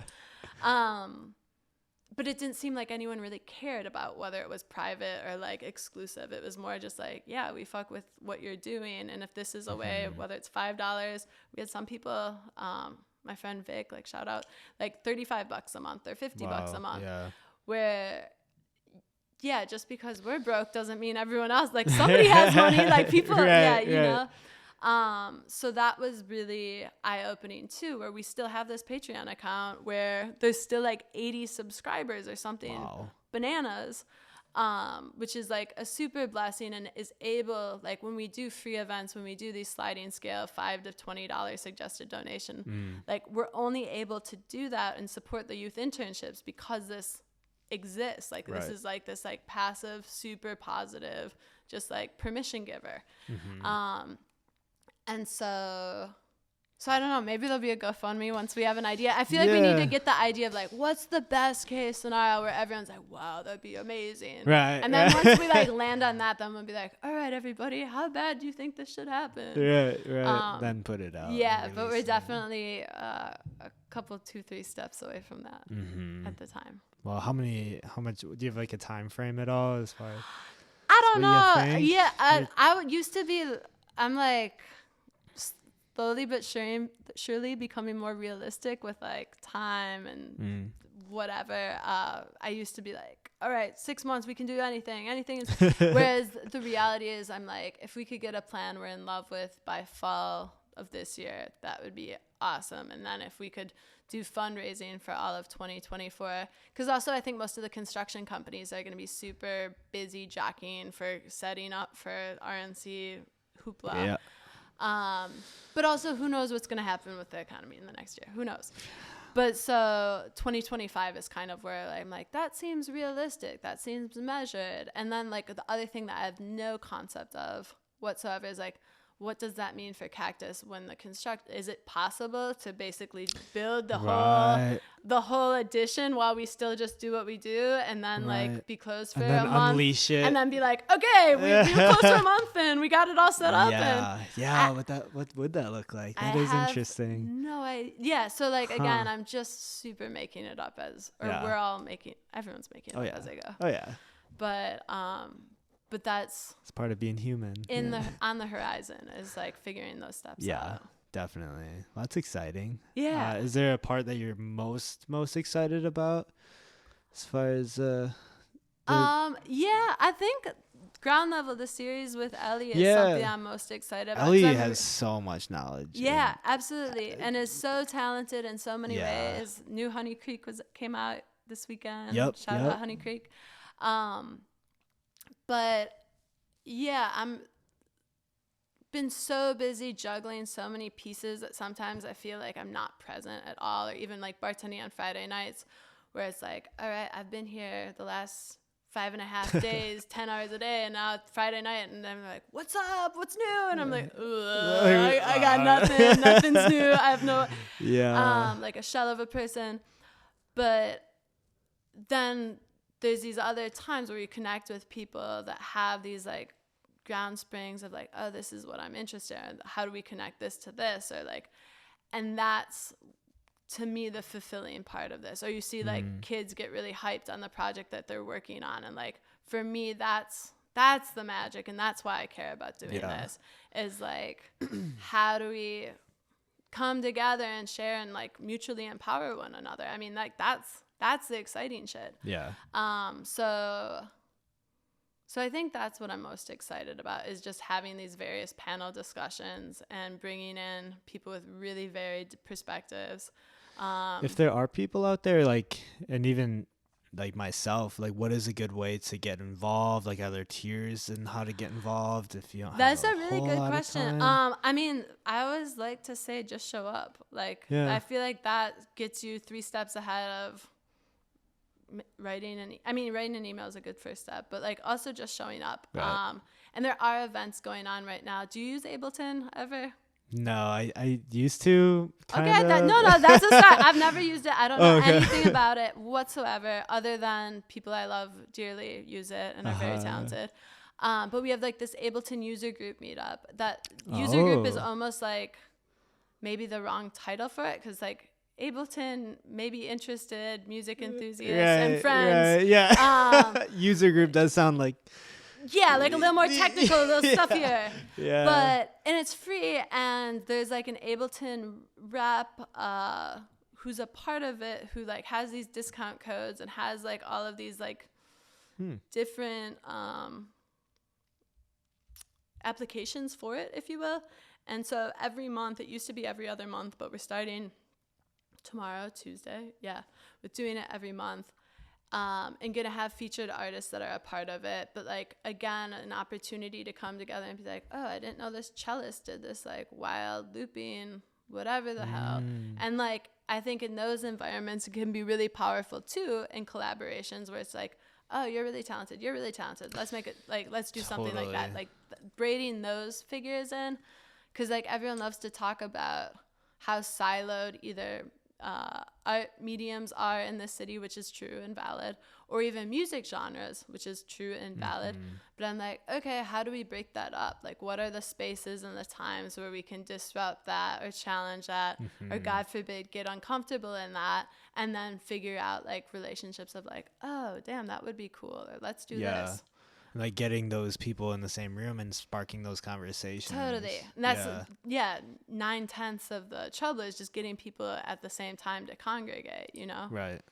So that's every Tuesday? Not every Tuesday. Once a month on a Tuesday or a Monday, depending on what our show schedule is. Gotcha. Okay. But yeah, or Cactus Book Club. I'm like, yeah, if you ever want to, so that's not a bad idea. I need to start reading more. Okay, wait, let me go off for a second about how cool Cactus Book Club is. So Kelly's the organizer. I love how you guys have so many different things involved with it. There's a lot involved with Cactus Club. Yeah, totally. Thanks. It's definitely not.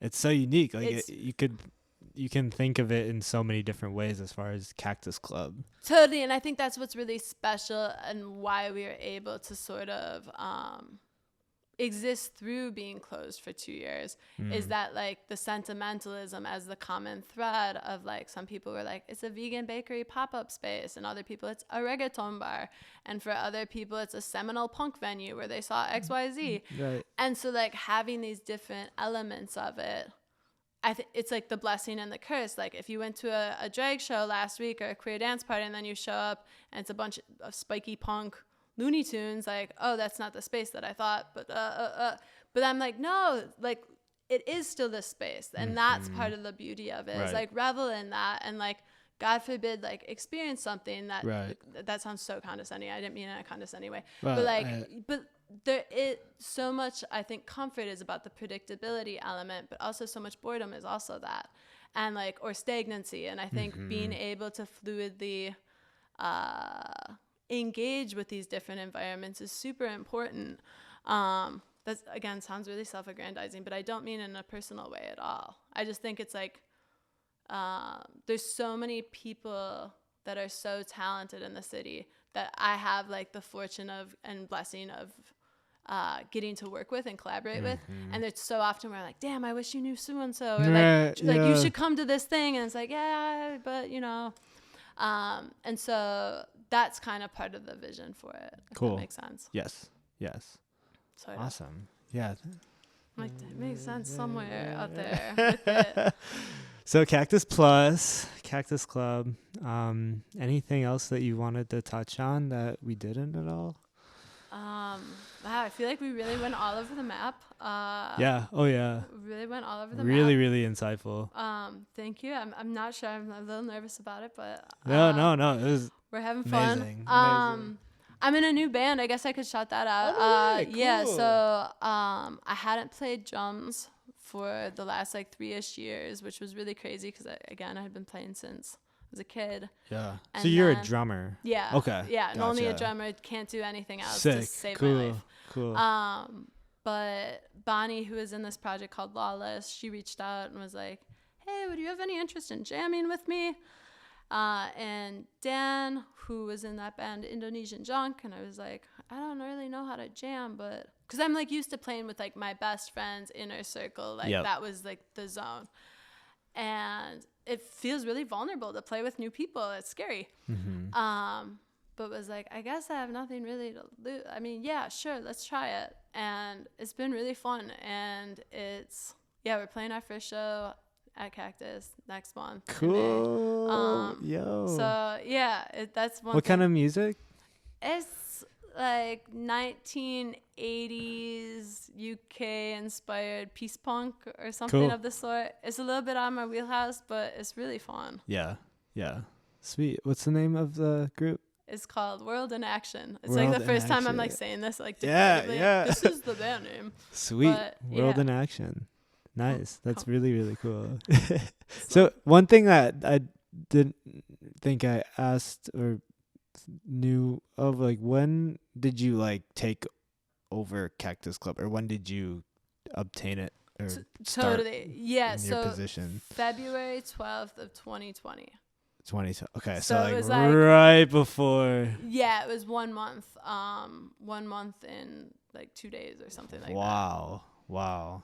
Gnarly. Yeah, not ideal for sure. Yeah. And it's like goofy. There's been some there was an article that like referenced that I bought it during the pandemic and like the bravery of that, and I was like, oh no, I did not buy it during. It wasn't planned. Was not. No, I'm not that. Like I'm off, but not like that. Like no, absolutely not. Yeah. So yeah, just really unfortunate accidental timing. Do you feel like we're kind of through with that era a little bit? I mean, yeah, and more like in all like material measures, I want to say yes. I think there's a lot that we like learned through it. Oh my god. But yeah, like the summer is before us, and we're gonna just like lean in. It feels good. Yeah, it does feels good. That's super true. Yeah.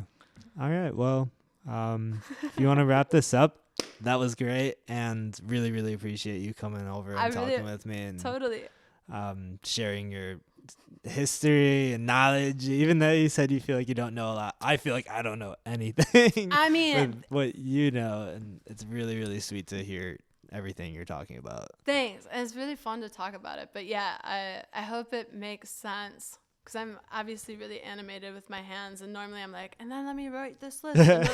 And so I feel like often my brain will be like 2 steps ahead of what I'm saying, and then I'm like, what the fuck am I talking about right now?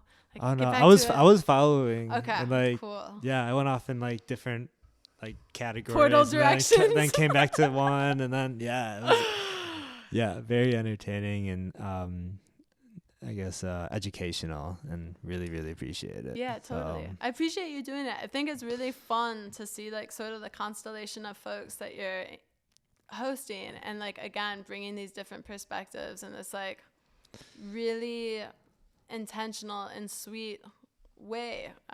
So way to go on that. Thank you. Mm-hmm. Yeah, really trying to talk to a little bit of everyone in the Milwaukee scene, and be that common denominator that's like, all right, yeah, let's go. Yeah. And I think that's even evident in like what's going on in your scene, because I'm involved in my scene and what I'm surrounded by, but it's a really cool platform and way of just talking to somebody that is long form too, that normally it's hard to get the chance to. Right, and the time to carve out to intentionally be like, all right. Especially in this day and age, like post-COVID, it doesn't seem like people get coffee as much as they used to, or just like slow down. Yeah, and talking. Totally. I mean, and everyone's on their phone no matter what, and that's the part too that I think is really special, to like step back away and be like, no, it doesn't all have to be reference points of this digital matter. There's something so significant about like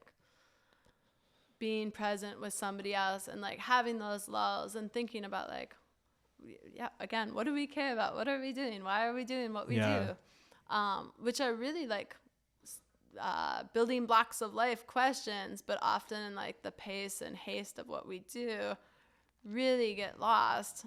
And I think that's, a lot of folks' personal frustrations are like tied up in being like, I'm not self-actualizing. And what does that mean? And why am I where I'm at? But it's like, yes, the world fucking sucks. It for sure sucks. But just do what you want. Like whatever that may mean. Yeah.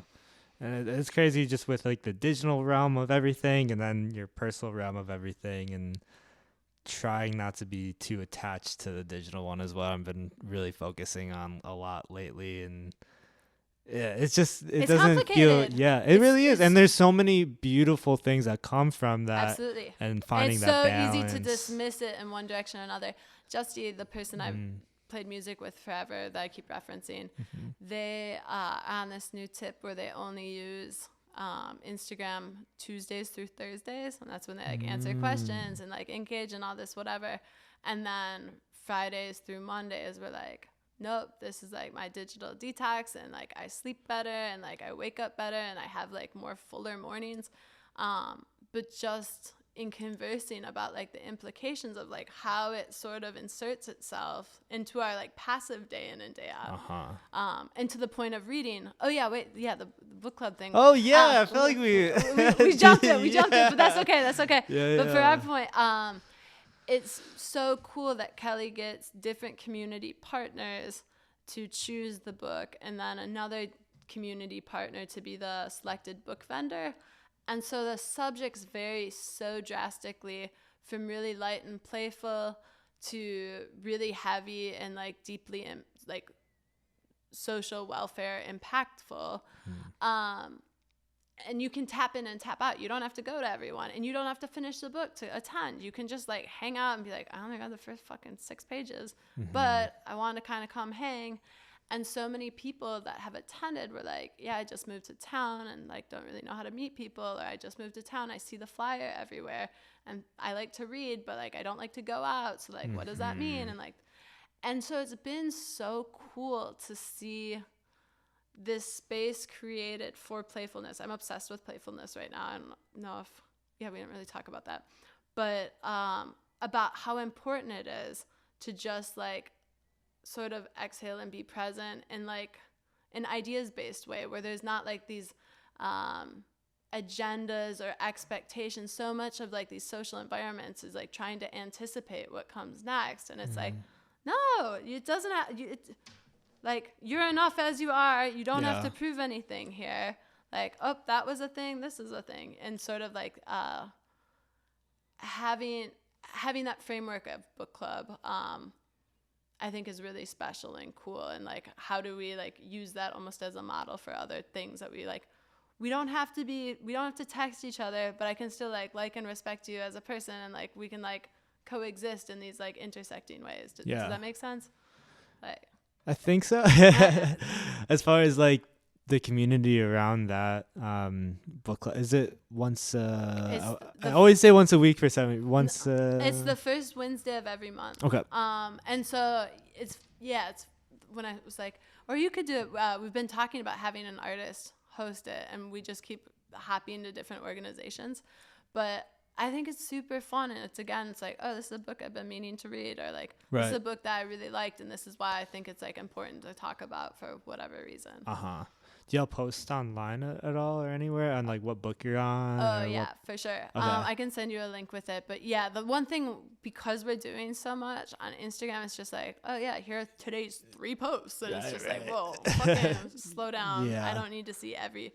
But we are talking about doing a Cactus Plus specific Instagram account. So for folks that are like, okay, I don't care about music like this, but yeah, tell me about your seed swap. Tell me about your workshop on whatever it is. Yeah. And so I think that will be helpful too, to have it in like at least a little bit more linear fashion. Yeah. Are your events on the website too? Okay. Totally. All of these like different events that you keep talking You're about. like, I was like, what are ooh, you that'd be like talking really fun to about? check out. Yeah, totally. So the website's seed really swap. Seed swap cracked off. The seed swap was it. The seed swap was the event of the year. Yeah, it was super cool. Like kids like 5 years old coming in with their parents, or like some like lady in her 80s hung out super hard, and she was just like, I'm a lifelong gardener, and I was just like, I'm dead. This is so tight. Yeah. Yeah, I'm a big garden enthusiast. So yeah. We're gonna do another a plant sale at the end of May that's worth noting, and then another seed swap I think in July, and then a seed saving workshop in September. Because like you grow stuff like every year, but like, do you ever keep the seeds? I never ever. But I'm like, maybe this is the year I keep the seeds. Yeah. So like the seeds already on the plant. In the thing. So then you plant it next year. And then you save them for throughout the winter. Okay. Yeah, right? You're like, I mean, yeah, like 5 years ago when we first started gardening, or 6 years or whatever it's been now, my dumb ass planted like 3 or 4 carrot seeds. And then 3 or 4 carrots came up, and I was like, what the fuck? I've been watering these for like months, and this is, I get 1 carrot a thing. And yeah, my roommate was like, what did you think would happen? There'd be a carrot tree? Like, what the fuck are you talking about? But I was like, I didn't grow up in a household that was really into that kind of stuff. And so the novelty of like, oh, seed becomes a seedling, and then it becomes food was super novel. That's where I'm at, right? Yeah, okay, So, cool. yeah, Same tip. Yeah, but Cool. there's something really meditative and fun about it. And that feels like really in parallel with a lot of like artistic practices too. All right, should we wrap this up? Yeah, sorry. No. Is it still going? Yeah, we've been chilling. Oh, my bad. Okay. No. This is normal. This is completely normal. Usually, I don't know how to wrap these up, but thank you so much for coming on. This is really, really great, and we'll have to talk again soon. Reconvene in when the nonprofit is up and going. Absolutely. So, we'll have a celebratory party. Oh yes. All right, thanks for watching. See ya.